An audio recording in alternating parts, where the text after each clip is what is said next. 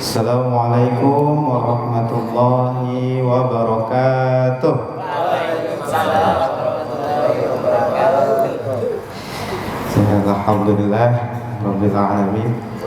Wabihi nasta'in wa ala umuri dunya waddin. Salatu wassalamu ala Rasulillah sallallahu alaihi wasallam wa ala alihi wa azwajihi ajma'in, amma ba'd. Puji syukur kehadirat Allah Subhanahu wa taala yang telah memberikan kita nikmat iman, nikmat Islam, nikmat sehat wal afiat. Dan tak lupa kita curahkan salawat serta salam kepada junjungan Nabi kita, Nabi besar karim Muhammad sallallahu alaihi wasallam. Dan juga saya hormati kepada owner PT Syariah Mobil Indo, itu Bapak Haji Martin, dan juga tamu kita tadi Om Irwan ya, tamu kita Om Irwan, dan juga kepada seluruh karyawan PT Syariah Mobil Indo, semoga dipanjangkan umurnya, disehatkan badannya, dilancarkan rezeki kita semuanya. Amin amin ya Allah ya Rabbal alamin. Ya, langsung aja materi kita, tema kali ini yaitu tentang akhlak. Akhlak itu apa sih?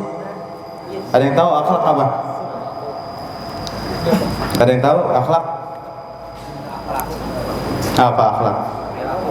Nah, perilaku seseorang, diri kita.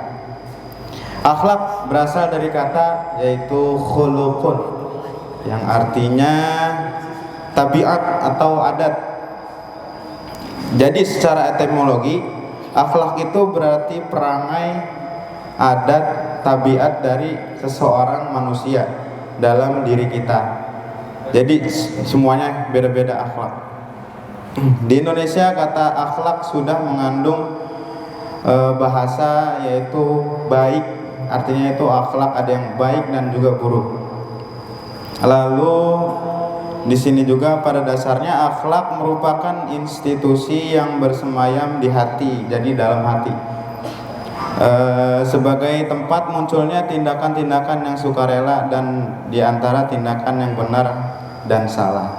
Akhlak juga terbagi menjadi 4, yaitu akhlak yang pertama, akhlak mahmudah, artinya akhlak yang baik. Penjelasannya, sebagai umat Islam sudah sepantasnya menunjukkan akhlak yang baik dalam kehidupan sehari-hari. Jadi dalam sesama manusia atau sesama teman kita atau apalagi guru kita gitu, yang lebih tua maupun yang lebih muda, saling menghargai dan saling menghormati. Nggak harus yang lebih tua kita harus menghormati dan yang lebih muda kita nggak menghormati gitu. Lalu yang kedua, akhlak terhadap Allah Subhanahu wa taala. Yang diartikan di sini akhlak kepada Allah Subhanahu wa taala sebagai sikap atau perbuatan yang seharusnya dilakukan sebagai manusia, sebagai makhluk khalik yang pencipta kita, harus mempunyai akhlak, yaitu seperti kita tidak boleh melakukan maksiat atau segala macam, dan juga menaati peraturan-peraturan yang telah ditetapkan oleh agama kita, yaitu Islam. Lalu akhlak terhadap lingkungan nih, sepele tapi juga termasuk ini bagian dari akhlak. Contohnya seperti tanaman atau hewan segala macam. Misalnya kucing gitu, kesel kita kucing atau makanan kita dimakan oleh kucing, kita masak ikan atau segala macam, kita tendang kucingnya, itu jangan, itu sebagian dari akhlak. Jadi zaman dulu Nabi ini paling suka sama kucing, jadi jangan kalian sepelekan juga kucing. Kucing juga bisa jadi membantu kita di alam pembalasan nanti. Lalu akhlak mazmumah, akhlak yang tercela secara tidak langsung, lawan atau kebaikan dari akhlak yang baik. Adapun beberapa macam akhlak tercela diantaranya berbohong, takabur, dengki, dan juga berkata kasar. Akhlak sebagian dari akhlak juga. Dalil akhlak itu apa sih? Dalil akhlak itu banyak. Ada dalil yaitu al-adabul fawqal ilmi dan juga laqad kana lakum fi Rasulillah uswatun hasanah. Jadi akhlak yang paling baik itu adalah akhlaknya Rasul. Di zaman Rasul pada suatu hari ada seorang sahabat yang sedang mengikuti majelis atau sedang mengaji. Dia buang angin. Lalu para sahabat berkata, tidak sopan sekali beliau buang angin di depan Nabi Muhammad gitu. Lalu Nabi Muhammad berkata, biarkan, nanti pada sholat isya pasti beliau akan berwudu. Lalu setelah itu, setelah pengajian iqamah dikumandangkan oleh sahabat. Lalu di situ tidak ada yang mengaku. Rasul langsung meluruskan, jadi sebaik-baiknya umat yaitu adalah memperbaharui wudunya. Jadi Rasul tidak menyakiti hati para sahabat, tidak mensakiti hati sahabat.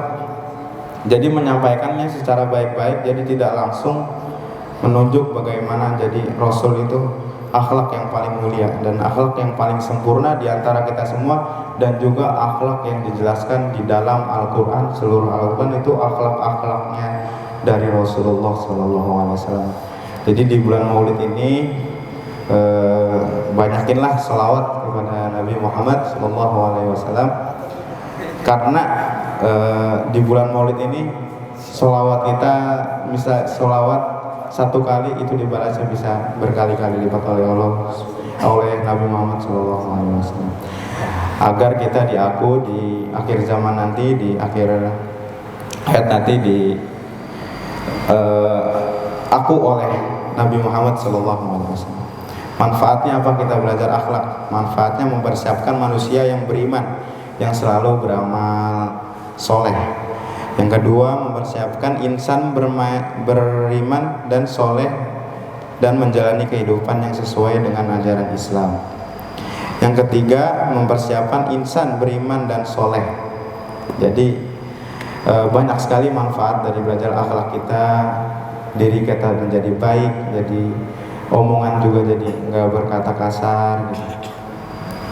Adapun akhlak dalam kehidupan sehari-hari yaitu tidak masuk rumah orang tanpa izin dari pemilik rumah tersebut. Misalkan di sini sudah tertera di ruang admin, tidak boleh masuk selain supervisor dan juga karyawan admin. Itu harus dilakonin, harus dilakuin, dikarenakan itu sebagian juga dari akhlak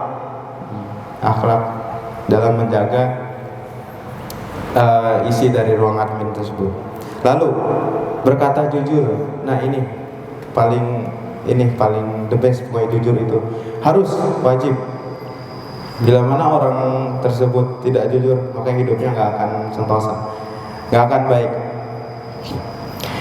Dan jangan memanggil seseorang dengan nama panggilan yang buruk.